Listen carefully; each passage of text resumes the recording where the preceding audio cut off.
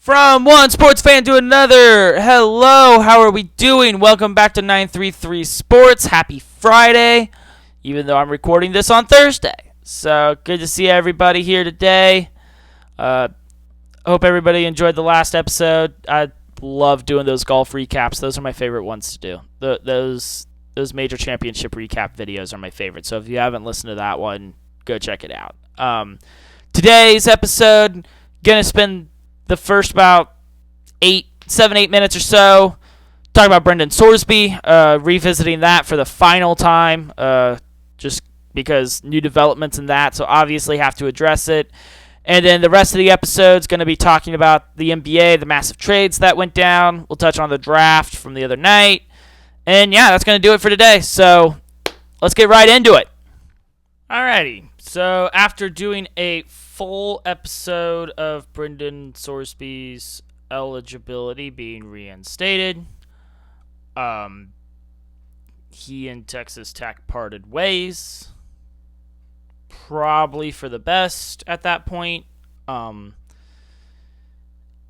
Big 12 was threatening sanctions, which nobody could really push back on. And the Big 12 is allowed to enforce its own policies and rules, and it was going to be best just to avoid the debacle of everything and move on from Brendan Sorsby. To not have that media circus surrounding everything this season will be nice. It'll be helpful for the Red Raiders to not have that. I know I said a lot of stuff on that previous episode, and then they parted ways. Everything that I said, I still believe is true. I still stand by everything I said, especially as it pertains to the NCAA and, its lack of enforcement and all that stuff. If you haven't listened to that episode, go back and listen to that. A lot of the stuff that I talked about in there, I still stand by a lot of that. And I still agree with everything I said in that episode. However, at this point now, I think it is important that, no distractions this football season. Let's just move on and put this situation behind us. Will Hammond is going to be the starting quarterback once he's fully back 100%. And Texas Tech will just move on from there. I mean, does anybody really expect Tech not to still be in the CFP race? No, they still expect us to be around. So I'm not overly concerned about it. We'll get back to it once the time comes this year. One thing I would like to point out, Cody Campbell released a letter when Sorsby and Tech parted ways. It was a 3-page letter. It was very well put. If you haven't read it, please do. If you haven't read that letter, I don't think you're fully qualified to talk about the situation because that letter discloses some stuff that a lot of people... It discloses some facts that a lot of people forget or don't know. And so if you don't read that letter, there's a lot of things that you don't fully understand. And so I don't think you're fully qualified to talk about the situation. And the reason I say that is because, everybody was going after Texas Tech during this process. And I talked about this previously, why that was already messed up. And the last time I talked about Sorsby and that situation, something Cody Campbell's letter points out is that the lawsuit that happened was between Brendan Sorsby and the NCAA. Texas Tech did not file a lawsuit, did not pay for a legal team. All of the legal filings, the legal expenses, everything, all of that was incurred by Sorsby and Sorsby's team alone. Texas Tech was not involved in any of that. They would have honored the ruling no matter what it would have been. So it wasn't like Tech was putting all this pressure on to make sure this happened. They were allowing Sorsby to pursue his own avenues to get his eligibility reinstated. And it did, and it didn't really even matter at the end of the day because everybody just kind of agreed this is for the best if we just go our separate ways, and that's what ended up happening. So yeah, I mean, I don't really have too much more to say about the Tech side of it out of that. Like, they parted ways. It's for the better. I think at this point, allows the team to move on with the season before things start heating up with training camp in about a month or so and all of that. And yeah, just go ahead and move on with it, move forward. So definitely the last time I discussed Tech's side of it. And then Sorsby's like, all right, I'm going to declare for the NFL supplemental draft. They haven't had a player selected in that draft since 2019, but he's a pretty hot commodity. People are interested, so yeah, I'll declare for that. I would hope I get selected. And there's a lot of talk that like the Cleveland Browns were interested. Some teams had been calling. The NFL is not required to hold a supplemental draft. And they elected not to hold a supplemental draft, which means Sorsby will not be eligible to enter the NFL until the next draft in 2027. Sorsby's team is really mad about this, obviously. They definitely want to file a grievance with the NFLPA. I do not expect that to be approved, and it shouldn't be. The NFL and the NFLPA have no obligation to a player who has not already been drafted to the NFL. They just don't. And so he very easily could have declared for the draft this year instead of transferring to Tech. He chose to transfer. Therefore, I do not understand why this is the NFL's problem. I don't know why you would appeal to them because I don't think it would change anything at that point. So, Sorsby will have to wait till next year. A lot of people are saying he might sign a spring football contract, go to the UFL or something, maybe even go to the CFL, go to another league, play a season there, just so that way he's still getting those reps, still putting games on film for scouts to watch, hopefully improve his draft stock, because if you straight up just don't play for a year and then you just declare for the draft, that's not a great look. So, it's not Tech's problem anymore. He's on his own, and, it is what it is. I'm done talking about it at this point. This saga has gone on long enough, and especially now that he's not even going to play college football this season, it just doesn't matter anymore. Does this mean that anybody's going to... college football fans just need a reason to hate anybody. This is a perfect reason to hate on Tech, so they're going to take advantage of it. Is it fully deserved? No. Is any hate in college football ever fully deserved? Also, no. So that is what it is. And yeah, we'll just all move on from it and move forward. So that's enough Brendan Sorsby talk. I'm done discussing it. This is the third. This is like episode 17 or 18 of the show. I've completely lost count at this point.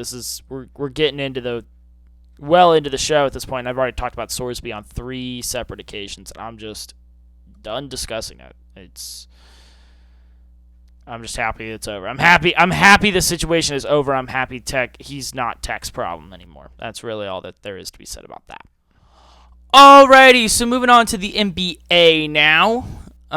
2 massive trades in the NBA this week. There was obviously Giannis Antetokounmpo. Finally, we can put the rumors to bed. He gets traded to Miami. And then I'm recording this Thursday afternoon. This morning, LaMelo Ball got traded to the Timberwolves, which was another really big trade. Gonna spend the rest of the episode talking about both of those, get that broken down, and we'll get out of here for the day. So we're gonna start with the bigger one of the two. Obviously, Giannis to Miami Heat is a huge deal. Don't forget, Bobby Portis is going with him. Huge deal, I know, but obviously the headliner of the package is Giannis himself. So Giannis Antetokounmpo, after years in Milwaukee, after establishing himself as, let's be honest, the greatest player in franchise history. I know Lou Alcindor had his great early years for them before the name change and the move across the country. The Big O, obviously, had some great years there, but just top to bottom, the way he kept the Bucks in Milwaukee and helped fund the new arena so they could stay where they were at. He brought him a championship seemingly on his own, won multiple MVPs. He's the greatest player in franchise history. And they drafted him, they developed him, and it's really sad to see that partnership end because that's just one of those situations where you just hope he just plays for them forever. Even though they have their struggles internally at times, he just plays with them forever and you love it. You see it with Tim Duncan in the Spurs. You love it when that guy sticks around forever. Dirk Nowitzki in the Mavs. Kobe, he and the Lakers butted heads at times, but much like Giannis and the Bucks have the past couple of years, but they always found common ground in Kobe's case, and he spent his whole career in LA. You were hoping it would be one of those situations, but at a certain point, it was just Milwaukee knew it was time to rebuild. It was time to tear it down, start over, start fresh, and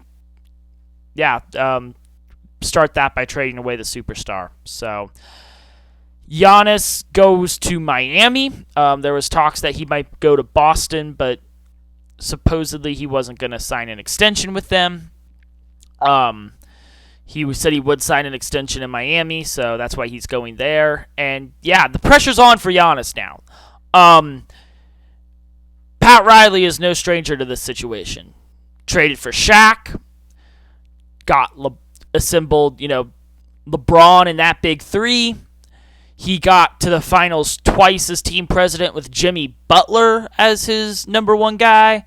Like, Pat Riley as team president and coach of the Heat has had massive amounts of success given what he's had to work with.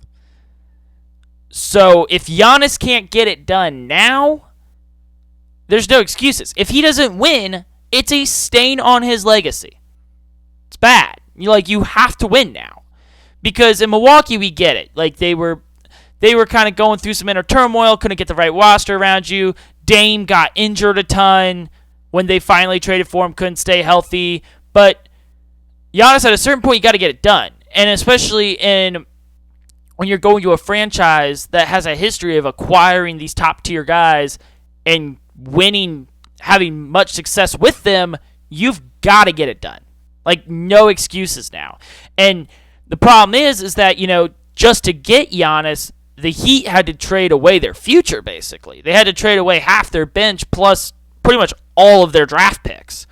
So, they can't go to the draft and get somebody. They can't, they don't have enough guys or depth in the building to be able to trade for another superstar. Giannis is going to sign an extension, which is going to take up a ton of cap space. They're kind of gridlocked. And so, is the situation that Giannis just left in Milwaukee just the same situation he's walking into in Miami? Where he's the big star, but is there really that much else around him? I mean, sure, Spoelstra's a better coach, but outside of that, is there really much of an improvement? So, in some ways, I could see it in 2 to 3 years from now. You could say Milwaukee won the trade. Depending on how Milwaukee uses their picks, this could be the next Paul George trade. When Paul George was traded to the Clippers, remember that, when Paul George was traded to the Clippers, the Thunder got this little-known second-round pick named Shai Gilgeous-Alexander. I don't know whatever happened to him. Don't know how his career panned out, but, plus a bunch of other guys and picks as well. I think this is the next Paul George to the Clippers trade. Not that Giannis is going to completely flop in Milwaukee, or in Miami, excuse me. But it might be underwhelming, and Milwaukee leverages their return correctly. They could actually really build this thing back up really quickly, given the assets that they now have. We could very easily say in 4 to 5 years from now that Milwaukee won the trade, depending on how they use the assets. So it's going to be a big deal. Obviously, Giannis is teaming up with Bam down low. That's about the only other superstar there. The Bucks did get Tyler Hero in the trade, which I think Tyler Hero's their best player now after losing Giannis, so that's interesting.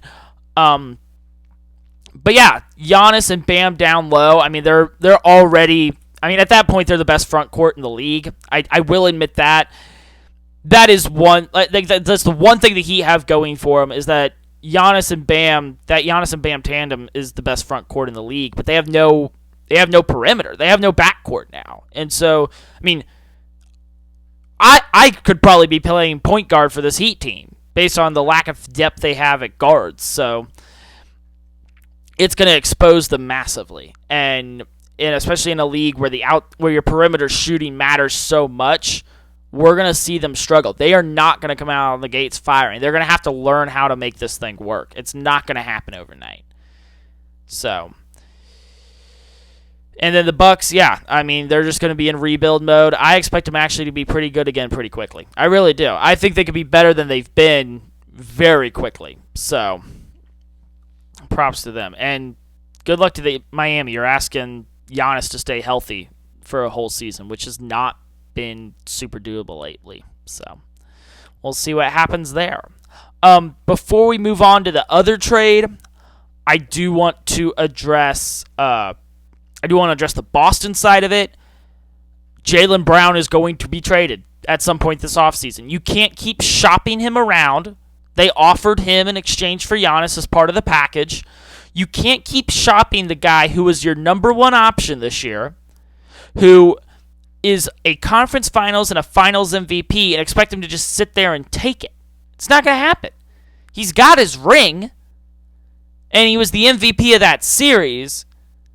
He wants to go lead his own team, or at the very least, he wants to go somewhere where he's wanted. You're telling him that you don't want him, and he wants to go somewhere he's wanted. So Jaylen Brown will be traded this offseason. Even if it's right before the season starts, he will be traded before regular season basketball is played this year. And Brad Stevens kind of alluded to that in his press conference. He kind of showed that, yeah, we have not stopped picking up the phone as it pertains to Jaylen Brown trade talks. I almost said A.J. Brown. That different Brown that got traded, but different leagues. It doesn't matter. And then, yeah, the trade for this morning, LaMelo Ball gets traded to the Timberwolves. Very interesting one. It's a very interesting trade to me. Do I think the Timberwolves needed the backcourt help? Do I think they needed a true distributor that LaMelo Ball is? Yes. Do I think the Timberwolves could lead the league in three-point attempts this year. When you've got Ball and Edwards, who are both just going to be pulling up from deep all game, they could be what the Celtics have been the past few years, where they just live and die by the three ball. Gobert's not much of a shooter. He'll get a rebound and put it right back up. I mean, they're going to be just jacking up threes. And so I feel like there's just going to be such a streaky team this year. And we saw it with Boston. They won that title, but outside of that, they've kind of been disappointing. I don't understand this move from Minnesota. I really don't. I don't think it was a great move. Charlotte, I don't either, because I felt like they were building something pretty good. They had a chance to build off of what this past year was. This team got hot late, snuck into the play-in. I feel like if they had let it grow, they could actually be the 5 or 6 seed next year. Clearly, they didn't see it that way. This trade just confuses me from both sides. Maybe I'm just out of the loop on this one, but I don't like the trade for either team. I don't like the Timberwolves trading away Naz Reid. I think Naz Reid is one of the most underrated depth guys in the league because of his shooting ability, his physicality, his rebounding. Naz Reid is one of the most underrated players in the NBA to me. So I think trading away that depth plus other guys is going to hurt more than they think. And yeah, I'm just not the biggest LaMelo Ball fan either. When the trade first broke on my phone, Bleacher Report's headline for it only said Ball is traded to Timberwolves, and I was like, I thought they were talking about Lonzo because I'm old apparently. Because if you say Melo, I'm gonna think Carmelo Anthony, the actual Melo, not whoever this guy is that's now playing for the Timberwolves. So, but yeah, that's that trade. A lot of this stuff, we see trades like this all the time in the NBA. Now, the Giannis was kind of a block. Giannis getting traded to the Heat, that's the biggest trade since the Luka trade to the Lakers. But trades like that don't come around very often, but we still see players change teams enough, and it's very hit or miss. Sometimes it works right away, sometimes it doesn't. It's just kind of, can the guys learn to play together quickly and figure it out? So it'll be very interesting to see what happens when the season rolls around.